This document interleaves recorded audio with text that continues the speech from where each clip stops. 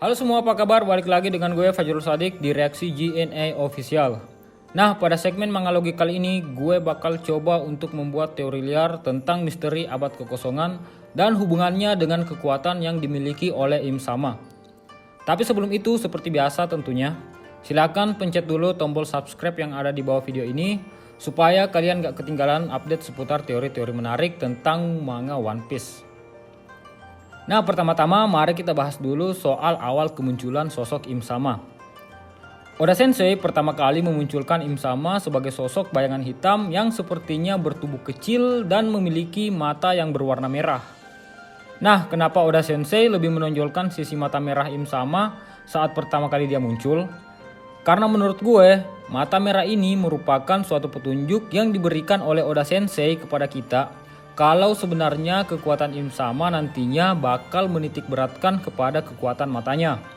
Dan ngomong-ngomong soal mata yang berwarna merah, kemungkinan Im Sama adalah seorang yang emang dari sononya berasal dari ras yang memiliki mata merah, atau malah warna merah pada mata Im Sama bisa aja merupakan perwujudan dari haki tingkat tinggi yang dia miliki, dan haki itu merubah mata Im Sama menjadi berwarna merah.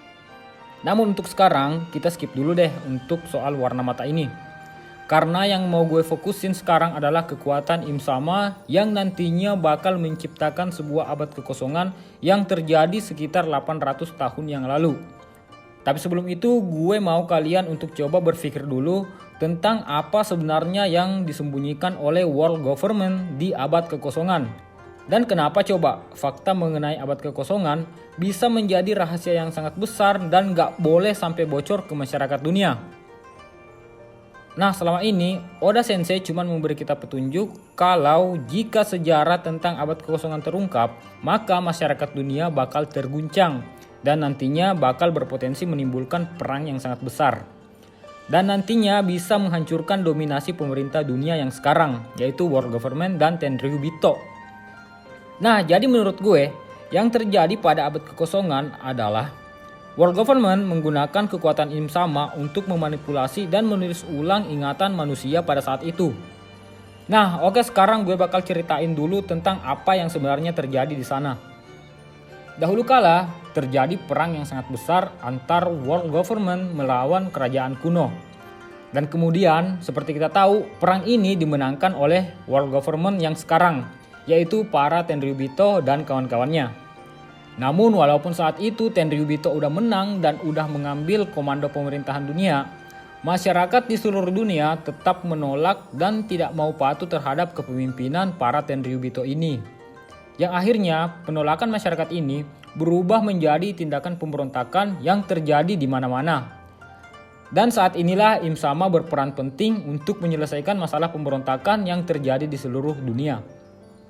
Nah, sekarang kalian pasti bakal bertanya-tanya, gimana cara Im Sama bisa meredam pemberontakan yang terjadi di seluruh dunia?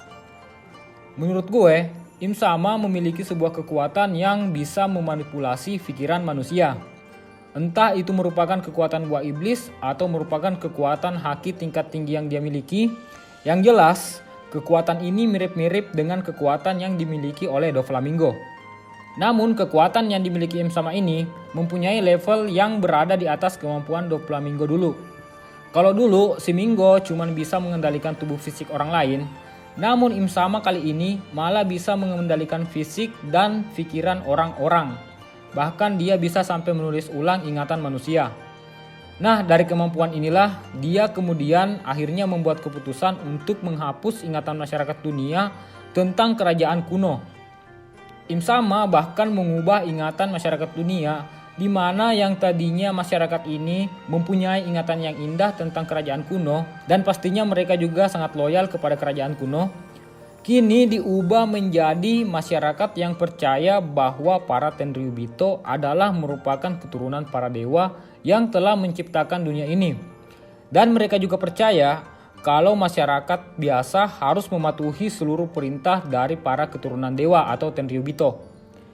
Jadi itulah alasan kenapa sampai para Tenryubito sangat tidak ingin kalau rahasia ini sampai terbongkar.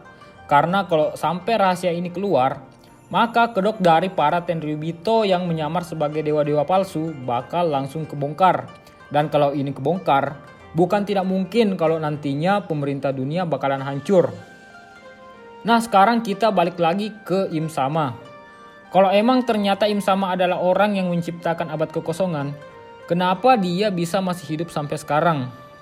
Nah menurut gue, selain dia bisa memanipulasi pikiran manusia, Im Sama juga merupakan makhluk abadi yang udah melalui proses operasi awet muda berkat kekuatan OP-OP Nomi seperti yang dikatakan Lau pada saat Arc Dressrosa. Nah, jadi gue bisa asumsikan kalau di masa lalu, Im Sama memanfaatkan keabadiannya ini untuk berkeliling dunia sambil mencuci otak seluruh warga yang dia temui. Namun tentu saja rencana Im Sama bersama world government ini tidaklah berjalan mulus. Karena ada beberapa tempat yang gak bisa world government jangkau saat itu. Pertama yaitu Raftel, kedua adalah Wano, dan yang ketiga kemungkinan adalah Zou. Nah, kenapa bisa pemerintah dunia tidak bisa menjangkau 3 tempat ini?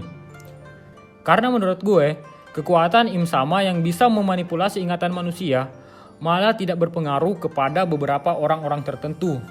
Nah, orang yang gue maksud di sini yaitu orang-orang yang menyandang nama Di.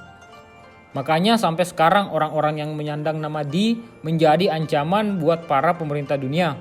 Karena selain mereka nggak bisa dimanipulasi, bisa saja di alam bawah sadar mereka masih menyimpan suatu ingatan warisan para leluhur mereka dari masa lalu. Nah, para warga Di inilah yang menurut gue juga menjadi alasan kenapa negeri Wano menjadi terisolasi. Karena warga Di masa lalu tahu tentang gerakan pemerintah dunia yang berniat menghapus seluruh ingatan tentang kerajaan kuno. Maka para warga Di saat itu langsung ngambil gerak cepat untuk menghubungi shogun yang ada di Wano untuk menutup akses dari dunia luar. Karena menurut warga Di, Wano merupakan cara terakhir untuk menulis sejarah dan mewariskan sejarah yang terjadi di abad kekosongan melalui keahlian para klan Kosuki yang bisa membuat batu poneglyph. Dan Wano jugalah yang merupakan kunci untuk mencapai pulau terakhir yaitu Raftel melalui 4 throat poneglyph yang diciptakan oleh klan Kozuki juga. Jadi tentunya karena nggak bisa ke Wano, pemerintah dunia juga akhirnya sampai sekarang nggak tahu di mana posisi Raftel berada. Nah dan yang terakhir yaitu kenapa Zou juga menjadi pulau yang tidak pernah terjamah oleh pemerintah dunia. Gue akan menjelaskannya di teori lain yang membahas seputar teori tentang gajah bernama Suniza ini. Jadi, jangan lupa buat subscribe channel ini supaya kalian gak ketinggalan info soal lanjutan dari teori ini. Nah, sampai sini dulu teori gue tentang Im Sama dan abad kekosongan. Sekali lagi gue ingatkan ke kalian kalau ini cuma sebatas teori yang kadang salah dan kadang juga benar.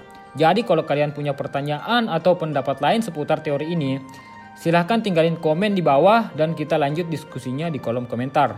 Dan tentunya juga terima kasih banyak buat kalian yang udah nonton teori gue dari awal sampai akhir. Jangan bosan-bosan untuk berkunjung ke channel ini dan jangan lupa juga follow kami di Instagram @reaksi.official. Karena di sana nantinya kita bakal adain event-event menarik buat kalian para subscriber setia dari Reaksi GNA Official. Akhir kata, wassalam and see you on my next video.